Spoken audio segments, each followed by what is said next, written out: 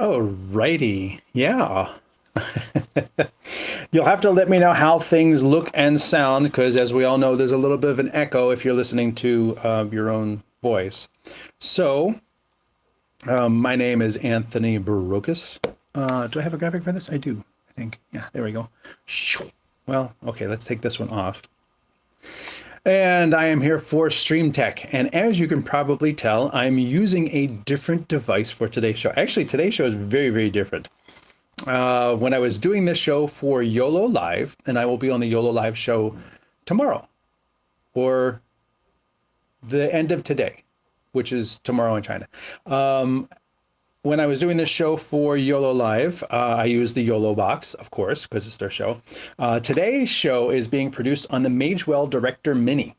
But I am still using Restream for the comments and going out to 6 different destinations. So it's a combination of things. Also, the audio, which usually goes into the main camera, is now going into my ATEM. So, and I'm running a compressor on it because I've always felt it was a little low-ish. So I'm using the Fairlight audio that's in the ATEM to process the audio. So let me know if it's not in sync, and we'll see if there's a way to fix that. I don't think there's a way to fix it in the Director Mini, and I did not see a way to fix it in the ATEM.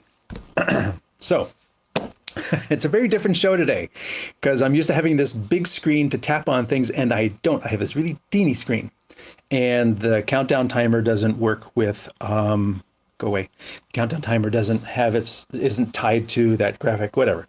Anyway, welcome everyone to today's show where we will be talking about, how do I do this? Oh, I go to here. Today we'll be talking about bonding and WANs. WANs. I have a multi-WAN right here. And this is what a lot of people are like, oh, well, this is really cheap and it doesn't have a monthly cost. And look, I can plug in 3 different internet connections, and there's a USB port too. I'm good.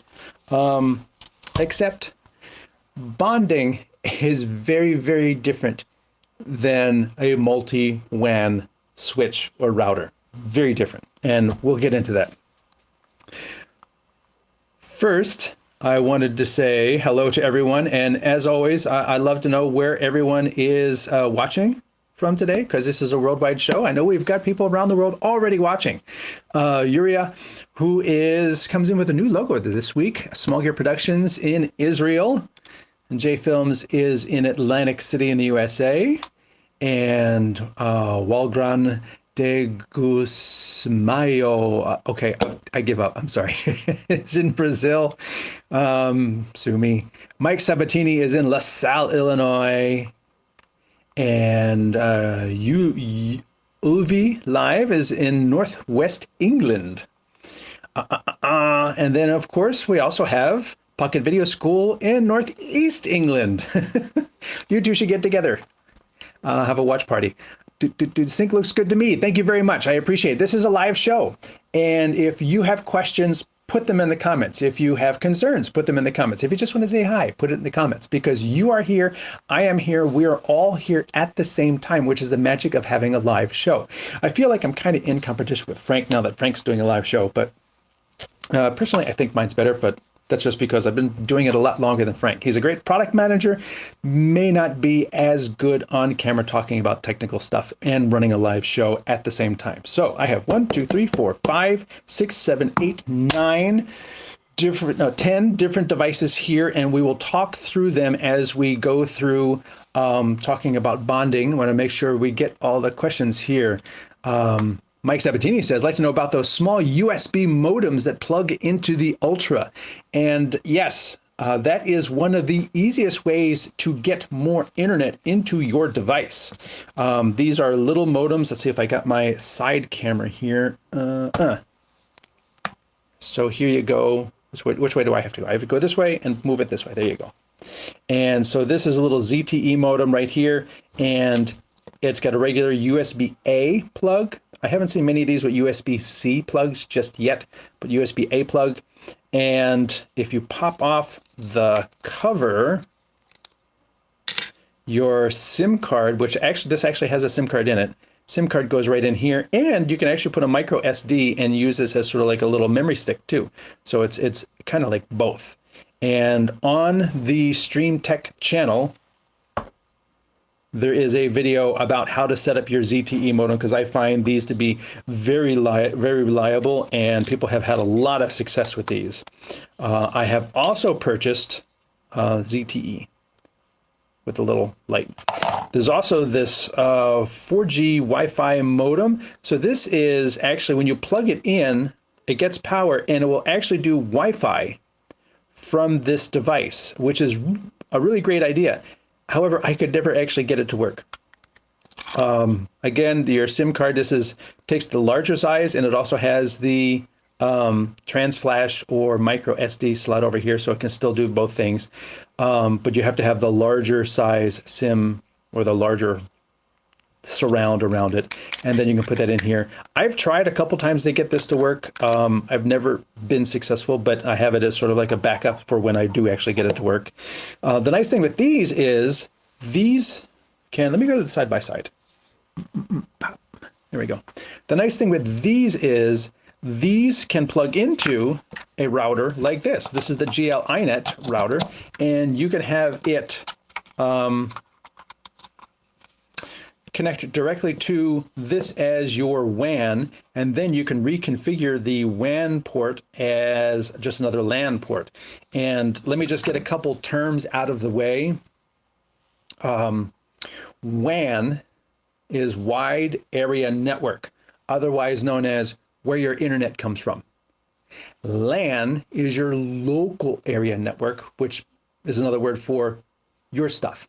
So you have, like on this device right here, let me go to side view right here. No, this one. This one has LAN 2, LAN 3, LAN 4, or WAN 1, WAN 2, WAN 3, WAN 4. You can go into this and set this up how you intend to use it. So if you want to have one wide area network, but 4 locals, that's fine. If you want to have 4 wide area networks and 1 output to your stuff, that's how you configure it. This is a user configurable box. And people think, oh, if I hook up 4 different sources of internet, then I'm going to be using all of those for streaming. And the sad part with a wide area multi-WAN device like this is that it doesn't do bonding. Bonding is a very, very specific thing that multi-WAN devices don't do. These have load balancing, and they have failover and things like that. So let's talk about that. Load balancing is you have multiple connections to the internet, multiple WANs. Load balancing means, oh, this one is going to share data with that computer. This one is going to share data with that computer. Or you could have it divvy up by task. Oh, I'm watching some video come in over the internet. That's going to be on port 1. Port 2 is going to be my connection to another office. Port 3 is going to be a connection to the bank. It's dividing up. It's balancing your load across multiple things, but each individual task gets 1 connection. So if you were to stream on a multi-WAN device like this, and you have 4 connections, your single stream is going to be assigned to 1 port. It's not going to be spread across 4, 1 port. It's balancing the load. And then anything else you wanted to do is going to be put on other things, balancing the load across multiple things. It's not going to take your stream and spread it out. Failover is another thing where you can have your primary connection, which is, you pay for your internet connection to your office, and then you use your cellular modem as your failover. What that means is it's never going to use the cellular modem unless the primary connection dies. You'll find this a lot in businesses. You go to any chain retail store, they will have a load balancing router like this with the primary connection that they pay for to the building here. Then they will have a secondary connection so that if the internet cable down the street gets cut because of construction or something, they can still register your transaction. They can still make money because it's going to jump right over to the cellular connection and process those transactions over cellular. Now, cellular is not as reliable. It may not be as fast, and it may not be able to handle the same amount of throughput as the wired connection, but it will still help get the job done, and it will fail over to the other source. And you can have multiple failovers. That's what failover means. Bonding is like playing cards. Bonding is where I have a deck of cards, and I hope you all have played cards. Is like playing cards, and then you shuffle them out. 1, 1, 1, 1, 2, 2, 2, 2, 3, 3, 3, 3, 4, 4, 4, 4, 5, 5, 5, 5. You give out the cards, and they're going out different paths. Now, each one of those cards has to be numbered, and it's a tiny little packet of data. And all of those paths, all of those cards will travel different routes through the internet and everything, and then they will all arrive somewhere else. That somewhere else is a debonding. I call it debonding. I've never seen this used anywhere else, but I just made it up.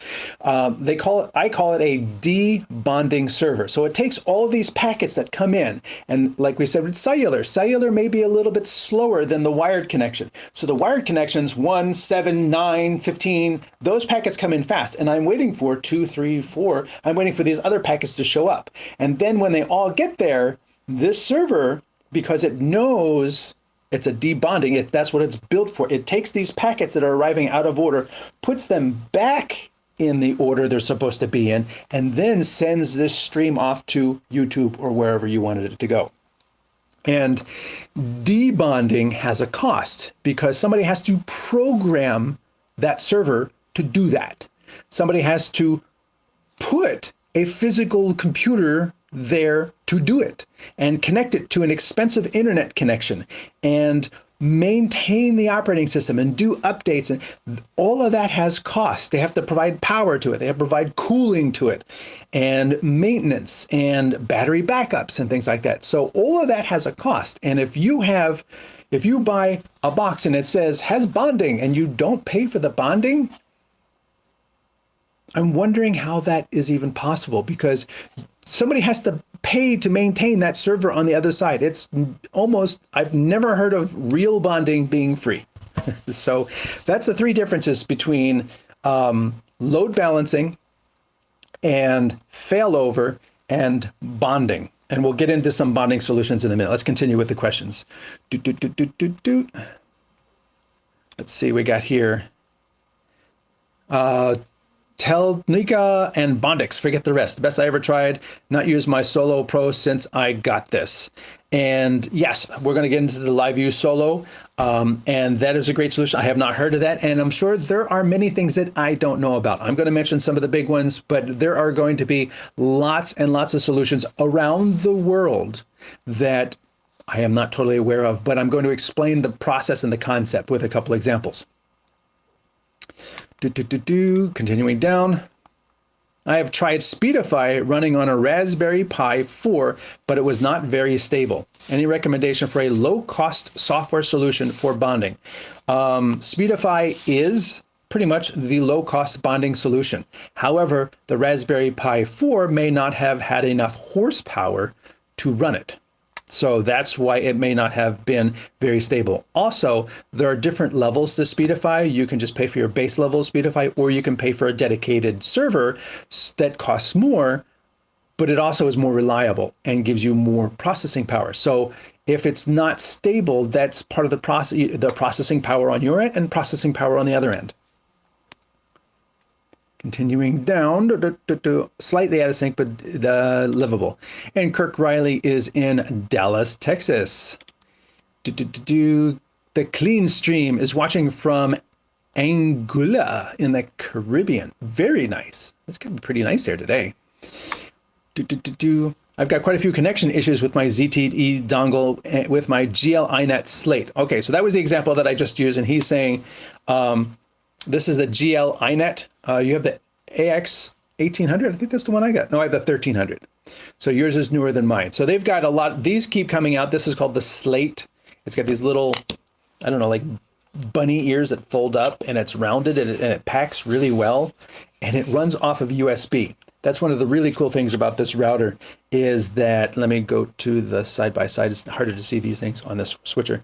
It's got this little USB-C for power. Yeah, that's USB-C for power, USB for internet connection, and then you can, in the menus, configure what these do. I got 2 LANs and 1 WAN, or it could be 2 WANs, or it could be, whatever you want it to be.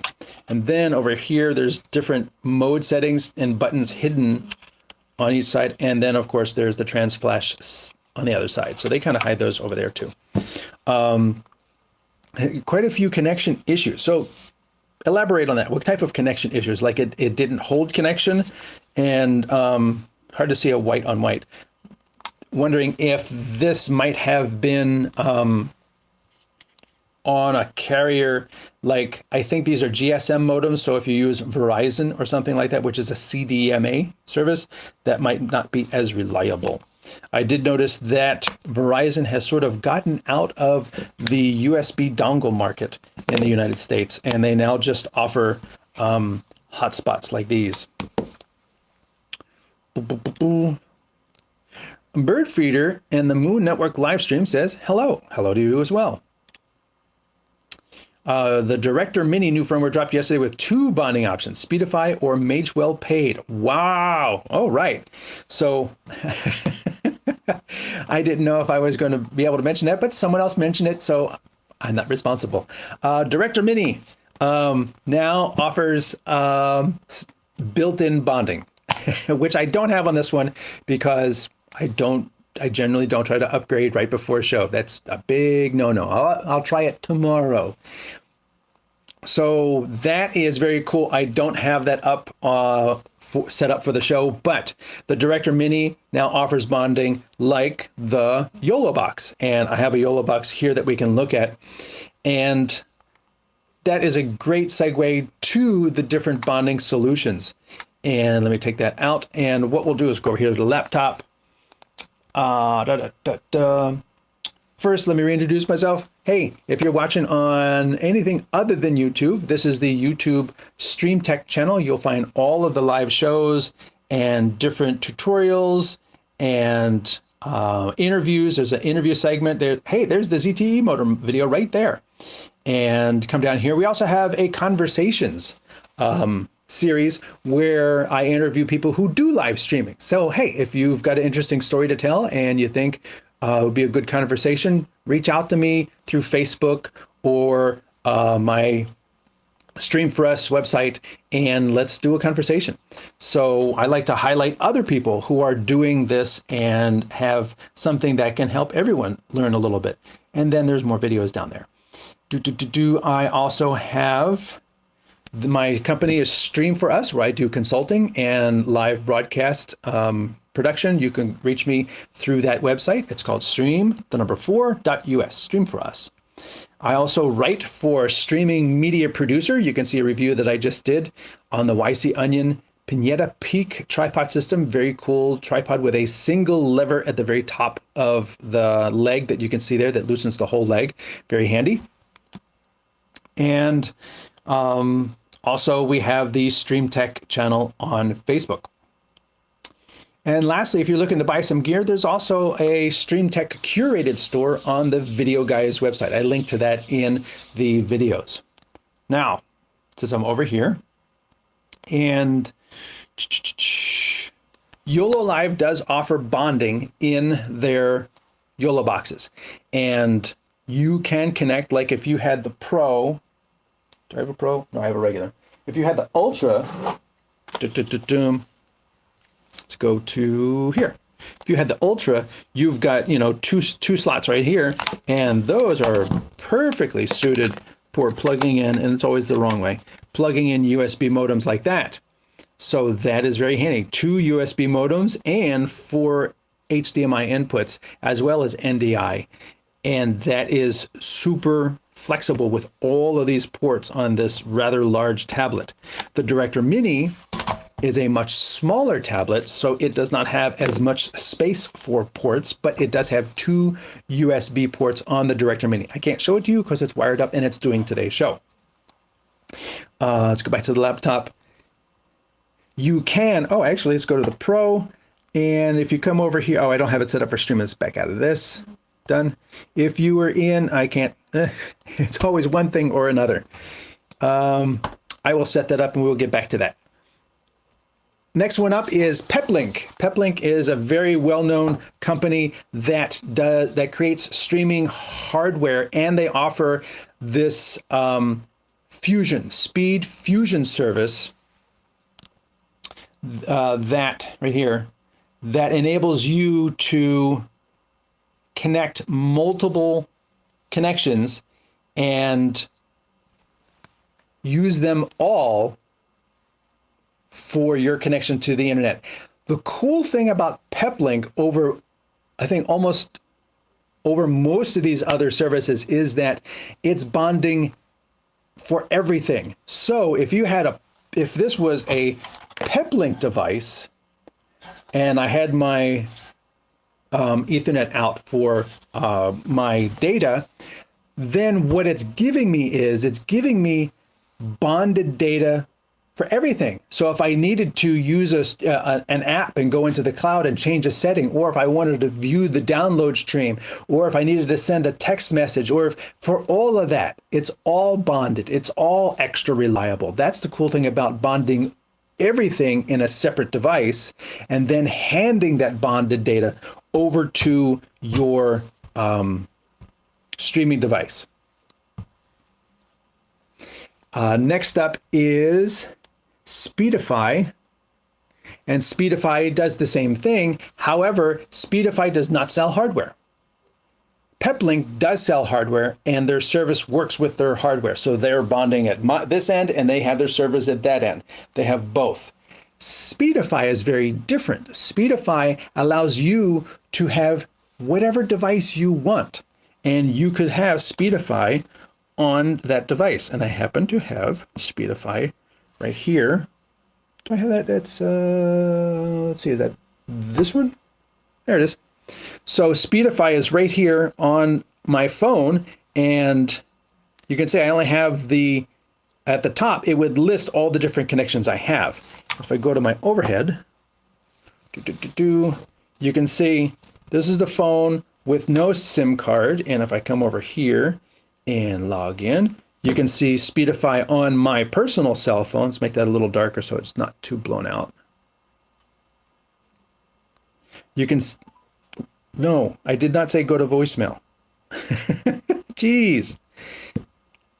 I've got my Wi-Fi and I've got my T-Mobile internal SIM. So it would automatically connect both of those. All you have to do is tap the button like that. It's going to test the servers, connect, and say, boom. There, now I'm bonded and it's going to Atlanta. I can check latency loss and everything. And it is designed for streaming, start live streaming test. You can set Speedify in a bunch of different modes. Like we were talking about the failover and everything. You can prioritize. Use the wired connection most of the time because it costs me less. But if you need to include the cellular connection, you can have it do that. You can have it prioritize. You could have it just do failover, first one, then the other, and things like that. And Speedify is, as we just found out, going to be available in the Director Mini, but it's also available. There's a Facebook group that I was just alerted to. Go away. I got alerts go away. Got alerts popping up on the screen. I don't want, there you go. Internet bonding router helps and tips. And you can see that what they're doing is they're putting Speedify, but they're putting it on hardware like was mentioned on a Raspberry Pi. This down here is probably a Nook, an Intel Nook computer, and this is a dedicated device where it's got the wireless antennas and it's got multiple ports in the back. And then through the software running on this device, probably Linux, you can say, I've got WAN, WAN, WAN, LAN, LAN, 2 local area networks or 3 local area networks and 2 wide area networks, and run it on the hardware of your choice, and then have it leverage Speedify to send those packets out. And then Speedify has the servers on their end to receive the packets, put them back in order, and send them along their way. So you're paying for Speedify. You're paying for that debonding service through Speedify. But Speedify also gives you the software to use at the sending end, which is pretty cool as well. So that's how Speedify does it. Bunch of questions come in. Come over here. The AX1 won't recognize the ZTE modem connection sometimes, but works with other options. Make sure that you set these up, because if you don't preset up the ZTE modem, and you have to store settings on here and tell it, what the preferences are, and to use roaming if you need to, or whatever it is, to make sure that it knows the SIM, understands the SIM and the bands, and 4G, 3G, LTE, and all that stuff. Make sure you set all that up so that when you plug it into the dumb device that's not going to set it up, it just works. That's what you have to do for the YOLO box and other devices, because you're not going to be able to configure this at all on the YOLO box. Does the MultiWAN Director Mini support 3 NDI cameras like the Mevos? Yes, it does. I love easy questions like that. Did you ever get to plug a USB right the first time, face green smiling? No. I actually, you know what? Sometimes I've gone up to 3 and 4. It won't go in. I turn it over. It won't go in. I turn it back over. It still won't go in.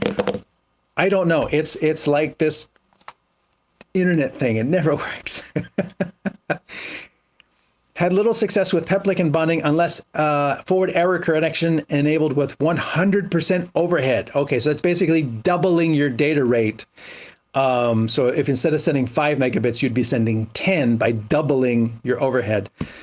I started using a peplink studio where I was setting up, and then COVID kind of ended, and then they stopped doing all remote work, and we never fully implemented it, because it was like this process where you had to get it set up on the receiving end and the sending end. It's almost like SRT, which is not bonding, but it's also another complex thing where you have to make sure you get these settings right and those settings right and the settings in between correct and the ports and all that stuff.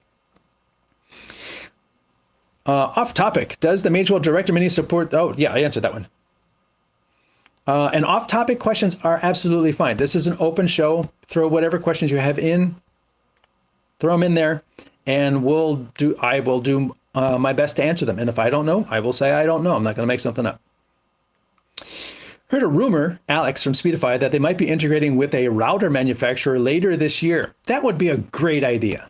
I mean, honestly, because there's such a huge, I wouldn't say huge, there's a good need for a turnkey system. People who need to use bonding are not necessarily IT people. The IT people can figure that out. The video people, I just want a box. Give me a box that works, which is why the YOLO box and the Director Mini and things like that just explode in usability, because I don't want to have to think about configuring all of this stuff to make it work. It's like you can build your own PC computer and your Aja IO and your external devices and your Blackmagic and your Magewell, and you can configure all that, or you could just buy a box that does it. And for a lot of people, they just want to produce a show. They're not video engineers, and they're definitely not computer engineers and IT people. There's actually like a field, IT, and those people have very specific knowledge, a great depth of very specific knowledge. And those of us who try to leverage networking expertise while being video experts, we're at the top little, it's like the iceberg. We know this much, but everything below it is what the IT expert, the certified IT professional, they know all of this. And we know just enough to figure out how to mess things up.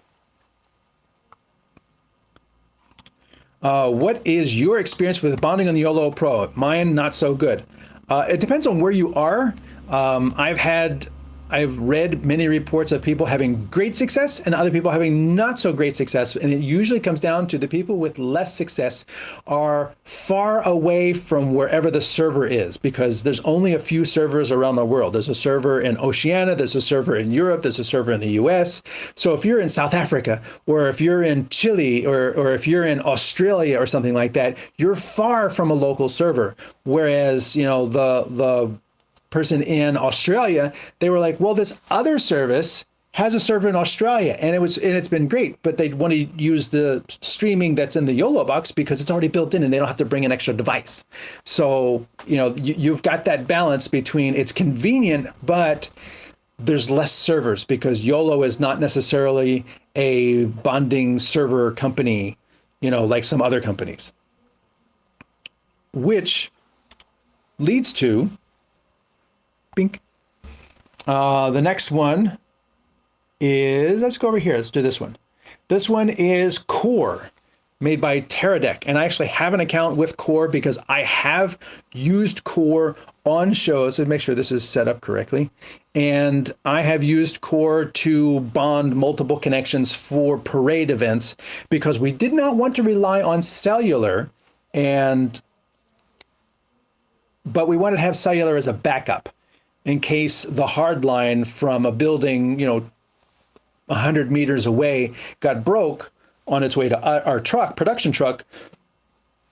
We had two cellular modems as well. One I extended, I put on top of the truck, and one was inside the truck. And in so doing, we had all of those things connected through Core. So we're using Curated hardware at the sending end, which is sending it out, and Curated hardware at the receiving end, and their software, which is right here called Core. Now, I don't have any of those destinations set up, but you can see that you can set up your, this is my main dashboard, your quality of service, services, destinations, the different servers, you know, because you can have it do transcoding and things like that. So you can add servers to do certain things like that. And that is Core. Let me show you how I used Core by going here. So this was a production truck. We were doing a parade that we do every year at Thanksgiving. It's the Parade of Lights. And there on the right, you can see I'm using ShareLink, which has been rolled into Core now. And I'm using a Curated Video Go. And this is the data that I'm sending. Let's get a better look at what's going on there. This is the hardware. You can see it's just a simple little box, and it takes video in, bonds that video across multiple connections, and that's it. So I can't use the bonding for anything else except that single video stream. I can't use it to check the connection. I can't use it for anything else, messaging. It's solely for the video that I'm sending. That's all it does. And here you can see there, I'm using an iPad tablet to look at the stream, assess the stream, and at the bottom is a chart that shows me what is being used and to what extent. And then we can look a little closer at that right here. So the orange line up at the top here is total. Down here you can see I have three connections. I have my wireless connection, which is blue, my USB 2, which is green, and my USB 1, which is pink. And all three of those together give me the total bandwidth available. So it's technically load balancing, but it's bonding. It's using all three of them all at the same time, specifically for my one video stream. It's it's sending them out across all those different connections. And you can see at the bottom there, I've been live for 22 minutes and 50 seconds, or 50 and 20, or I see. So the difference between what's on the left here and the right is 20 seconds of time has passed between what you're looking at. And then that's another view of that. Here you can see on the bottom here, let's see, pink, green, purple. The yellow one, your total's up here, and one of them dipped down, so the purple one, which is USB 1, went up. So you can see that one of them went down, so in order to balance it out, it started using another one more. And you can see how that played out for that moment in time at 19 minutes into the show. And this is the box, and you can see on the close side right here, there's a wire that is going to the USB modem that's outside the truck. On the other side is the modem that is here. I'll point to it this way. Here, click. Right here, this is the modem that is attached to it with the two cellular antennas. They call this a node modem. And this is the one modem. Over here is the other modem, but it's outside the truck via a long USB cable. And then right here is the Ethernet connection that AT&T provided, which was reliable through the whole event. Nobody broke it. But if it did break, these two connections would immediately have been elevated in use and the stream would not have been broken, which is the whole point of bonding. Continuing on, this is the whole production truck. So I was actually also switching a feed specifically for, so that when the show went to commercial, what we did was we did local inserts and things like that. So I was also running a TriCaster and doing a show locally in addition to overseeing the bonding. And this is the backstage setup. The satellite truck you see there, that's actually doing microwave to the local broadcast station at the same time. And this is another view of the setup between, I'm in the white truck there, not the black truck. And that's it. So that's a little look at how I was leveraging the Curated Videoguys for bonding for a live stream parade. And we didn't want to lean on the cellular too heavy because there's a large in-place audience that are also going to be on their phones. So that's why you need to have multiple cellular connections if you're going to do something where there's going to be a big audience, because they're all on the same tower that you're on and you have no priority over them. You know, you're all trying to reach the same tower, you know, trying to access the same amount of data, and the tower only has so much data, or it can only accept so much data. Let's see. Let's go back up here. Yes, I am in, I guess that's in South Africa, Zaxton. So yeah, that would be part of the problem, is that there's no server near you, whereas another service that does have bonding, maybe like Curated Core or Video, they may have a server that is closer in proximity, and thusly it has to go through less connections from the server to you, making it more reliable for you where you are. So the bonding router that was shown earlier also works with mobile phone tethering in addition to wired and wireless bonding using Speedify. Yes, Speedify and Peplink bond data.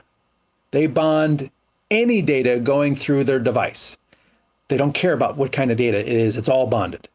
And thusly, you're able to have an IP phone, you're able to have, you know, a bunch of laptops all accessing the internet doing different things.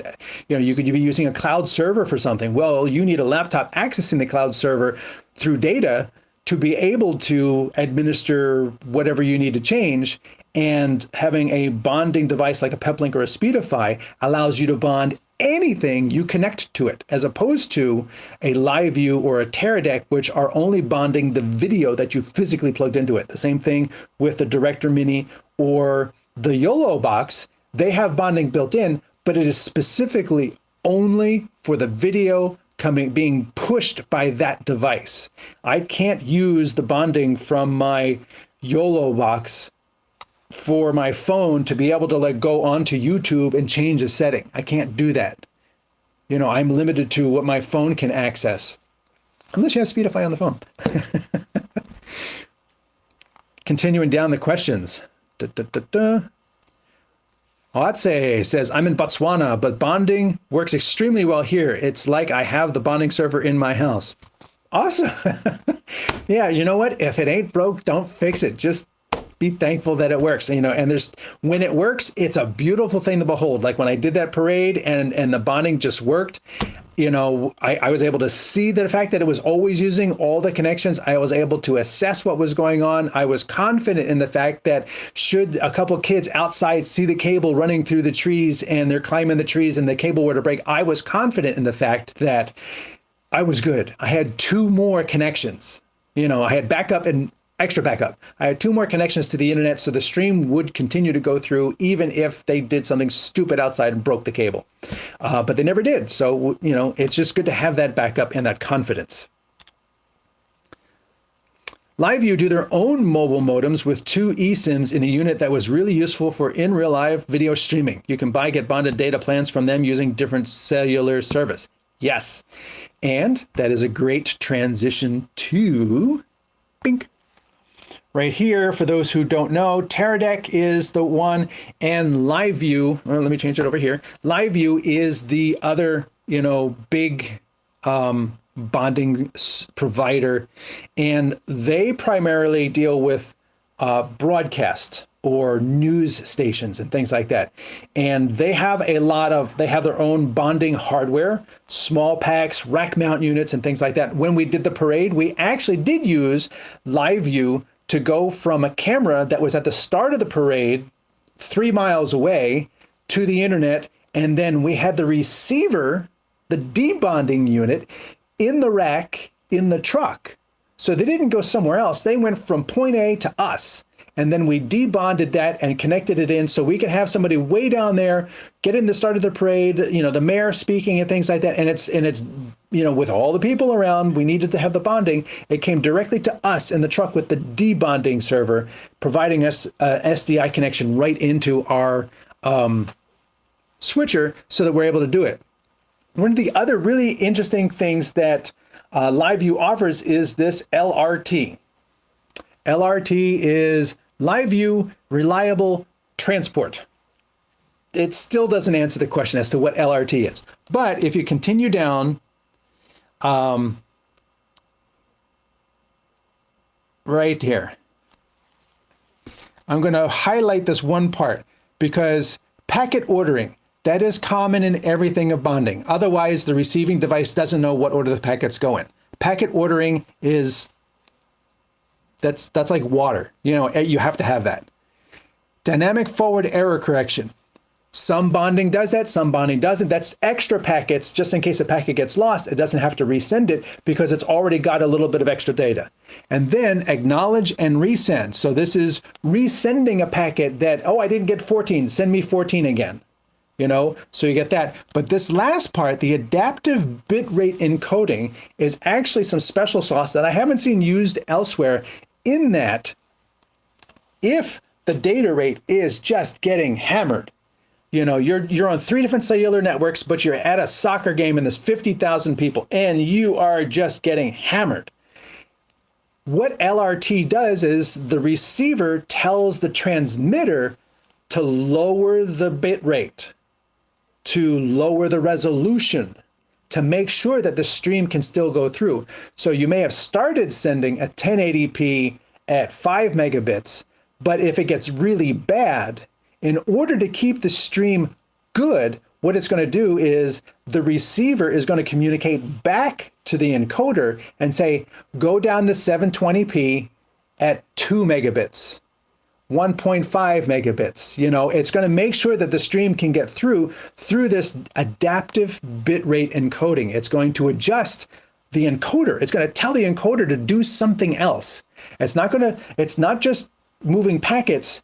It's dynamically adjusting your actual encoding to make sure it can fit within the available bits, because it knows, it says, well, listen, I only have 3 megabits. I was trying to send 5. I only have 3.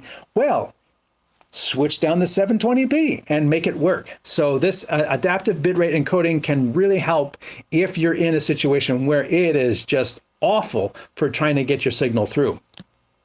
And that is a very handy little tool there. One last one that I am going to mention is also very interesting. KiloView has bonding encoders.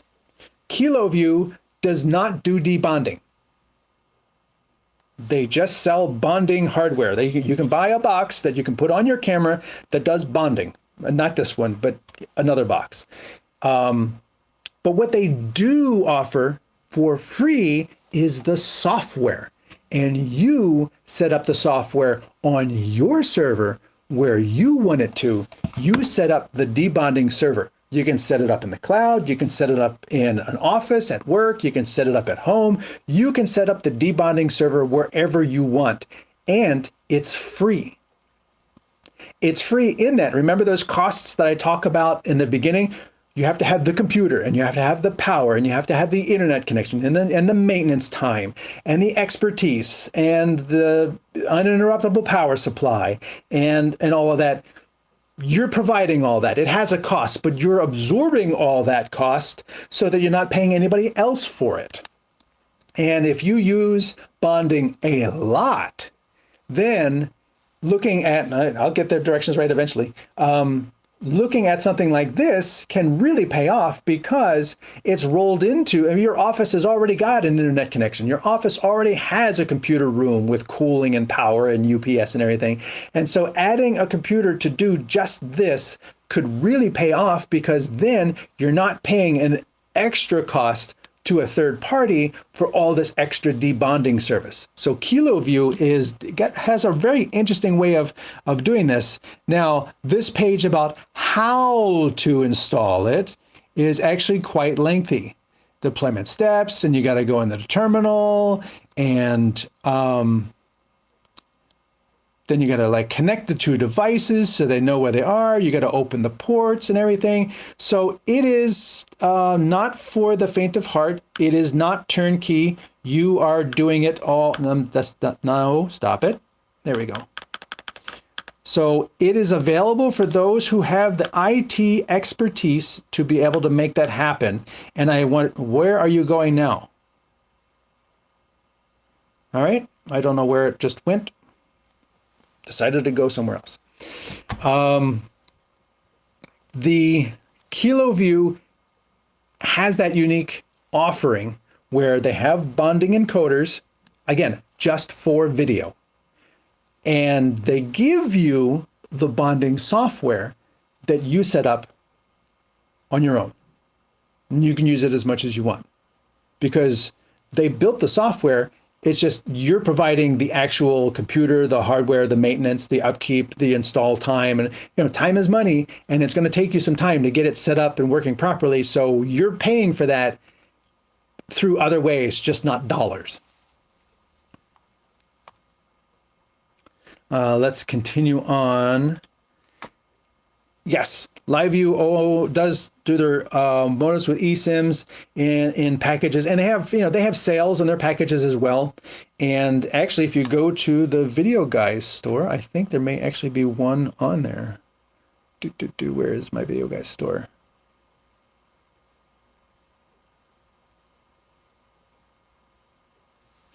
Yeah, let's go right here. You can see right there, there's a Solo Pro. This is their device at the top of the screen. Oops, there it is. That one in the middle is theirs.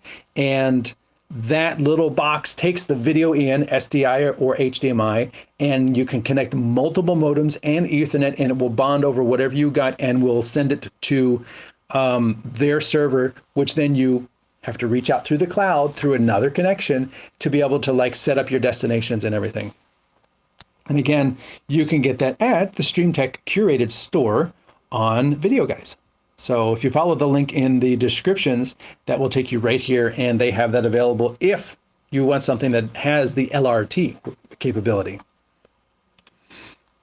Let's come over here. I'm using Raspberry Pi with Speedify 3 mobile networks in India. How does it work for you, and which networks are you using, or which cellular networks are you using? Throw that in the comments. We'd love to hear about success. I've been testing LiveView with SRT mini server to bring in a roving camera into a mobile control room without having port forward. It works great. And Pocket Video School says OmniStream worked quite well. It's a cheap software bonding solution that works via Android phones, but you can add external camera or a KiloView encoder too. So yes, there are lots of solutions out there that portend to offer bonding capabilities. But the key thing to remember is a multi-WAN is not a bonding server. a bonding, and if you connect a multiple, a wired WAN and a cell modem to your slate, it's not bonding. It can do failover. It may even be able to do load balancing in the software, because you can configure the software with OpenWRT and other operating systems, but I don't think it offers bonding. And I'm sure somebody's going to say, no, there's a version that actually does, uses a version to speedify.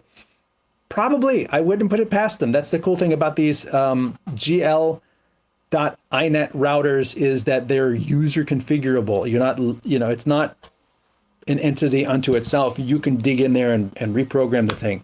And then, I just had a couple of these modems here. Let me go to the side camera. I've got a T-Mobile modem, which is one that's in the US, and it has power and it is Wi-Fi. So this is a very basic kind of modem. Then we have this Verizon modem. That's the Verizon SIM on top. I just keep it outside, and I can't take the battery out. But the nice thing with this is it has two little ports on here that you can kind of see, and I can put external antennas on this so it could reach further, not to the tower, the close tower that everybody else is using. I can use directional antennas to reach to that other tower, and then I can use the USB-C out for data as well as Wi-Fi.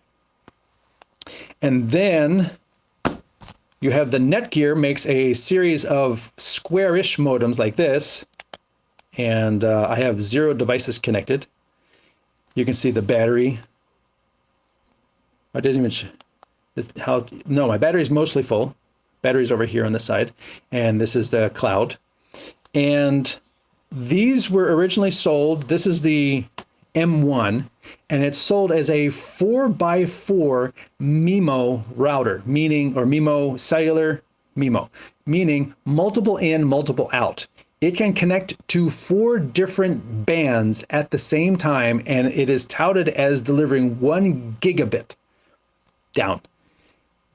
But at the same time, I had this with AT&T. You can see the little AT&T logo on there, and AT&T limited it to 1 connection. So what the hardware is capable of may not be what the carrier allows you to do. So there have been people who would go into this with the software and tweak the settings and make it be able to do multiple connections. I didn't do that. But the key benefit to a router like this is the Ethernet connection right here. Ethernet, more so than the USB connection. I can take this thing, and I've done events in a church. I'm deep inside this big church. There's lots of people there. There's people outside. I needed to make sure I had a reliable cellular connection for streaming. So I took this little box, I put a magnet on the bottom here, and I put it on top of a 20-foot pole outside of the church, where it could reach with these, with all the antennas that are around the surface here, it could have a reliable connection much better than if I tried to use it inside the church among everyone else. It was up high, it could see multiple towers, it could get a reliable connection, and then I ran the Ethernet cable 100 feet all the way into me and plugged it into my local router where that would connect it to all my gear. And that is a very handy feature, is that the Ethernet will run way further than the USB. USB, like I did with the Curated, I ran it, I think, 8 feet from where I was in the truck on to have the modem outside the truck sitting on top. But it's not the same as having Ethernet and having 100 feet away or something like that. So there's something to consider as well. Having different hotspots. One's on Wi-Fi, one's on USB-C, one's on Ethernet, and this one as well. It's a 4x4, but if you wanted to plug in directional antennas into the 2 ports here, it would be a 2x2.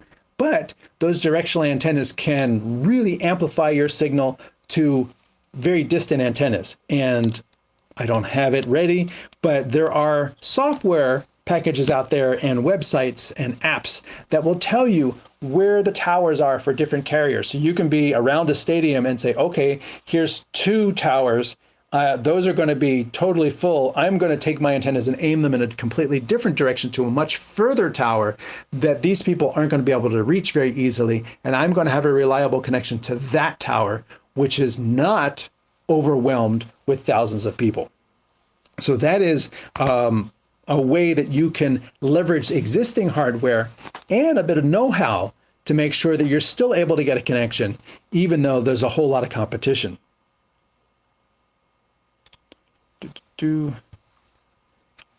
I clicked. Which is your favorite, most reliable solution from everything you've covered today?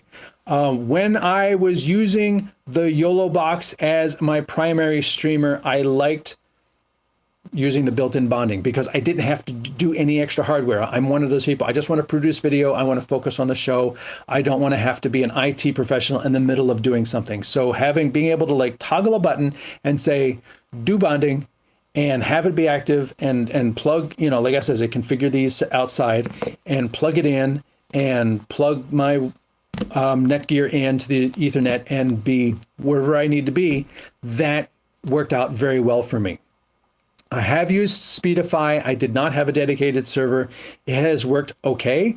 Probably better than if I did not have it and I was just relying on one cellular service. But I would still have dropped frames because I'm still relying on the same cellular service as other people. Have you used or heard of Global Me Newman Air 5G portable Wi-Fi? No. That's probably, you know, that could be like this. 5G portable, and it has Wi-Fi. This has Wi-Fi too. Like you can use this and just set this on top of your car and then connect to it via Wi-Fi if you wanted to, because it's a Wi-Fi hotspot in addition to the multi-cellular connections. Actually, all of these are.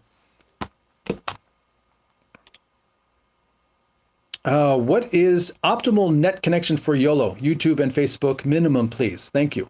Minimum is basically however you set your YOLO box when you are setting it up to stream. Let me quantify that. I recommend that you have at least double the tested data rate of what you want to stream at if you are going to stream. So if you want to stream at 4 megabits, which is how I typically do these live streams, 4 megabits, I would say my minimum every single time I test it, it can never go below 8. I want to have at least double just for my own. I find that to be a good buffer, especially with cellular, but here I'm working in an office.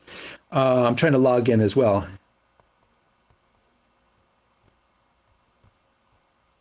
So I could call that up.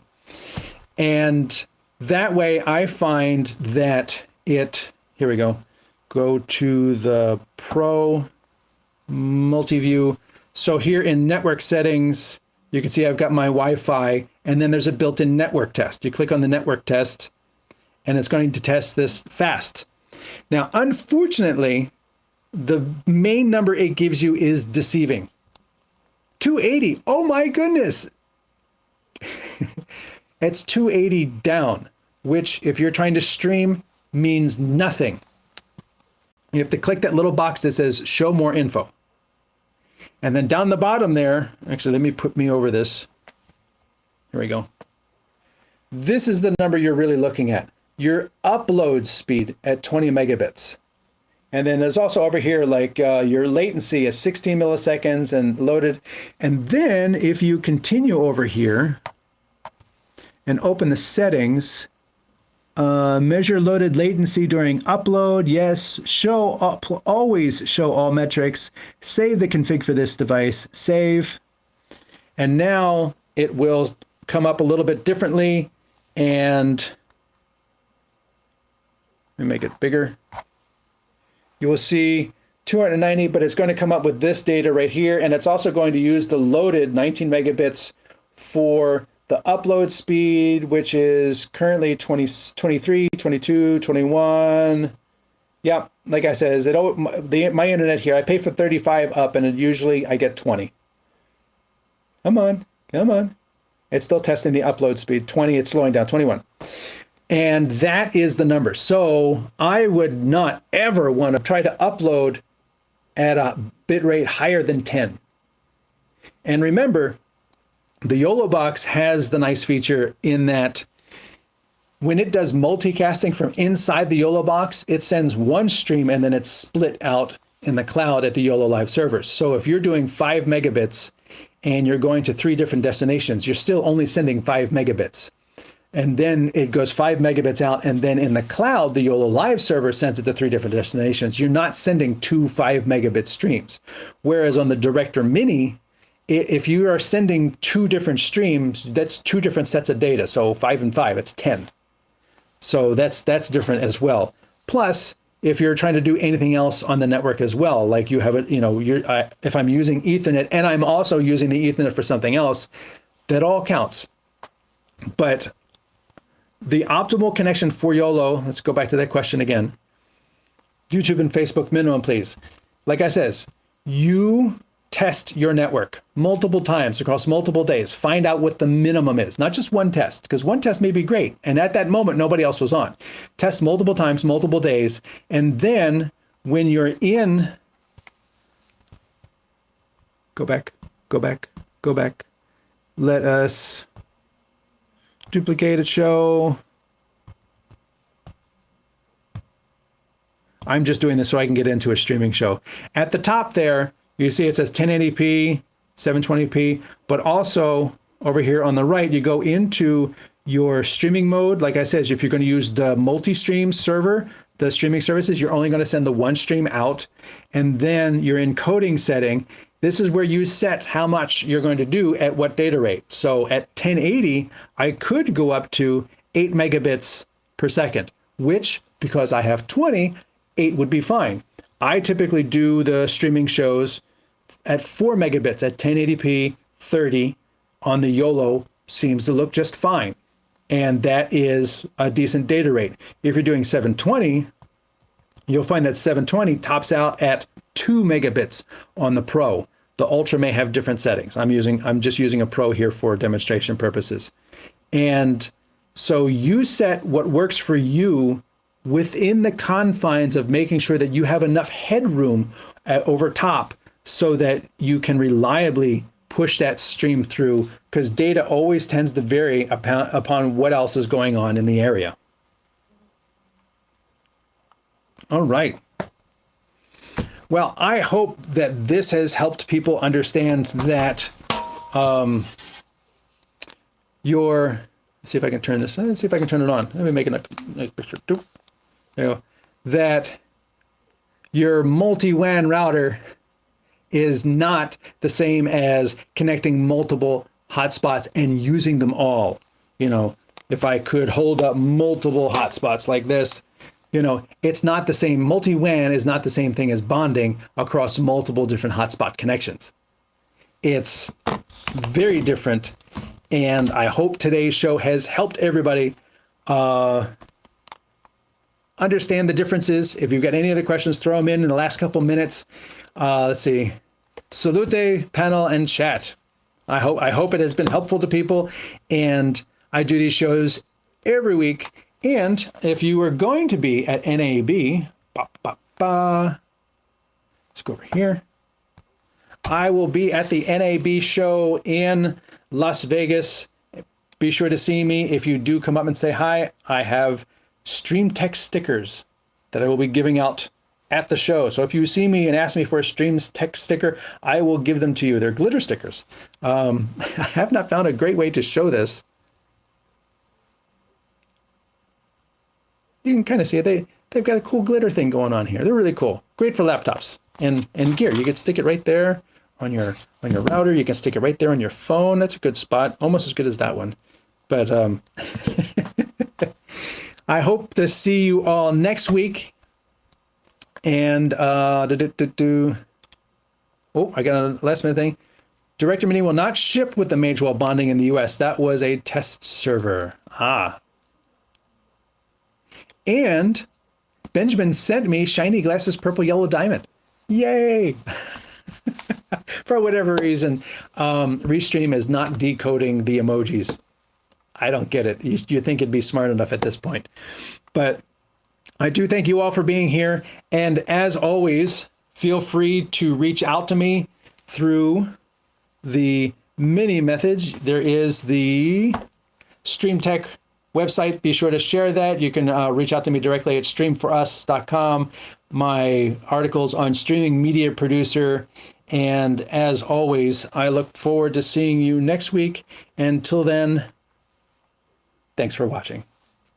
Nope, now I got to figure out how to do this on the close here. Here we go.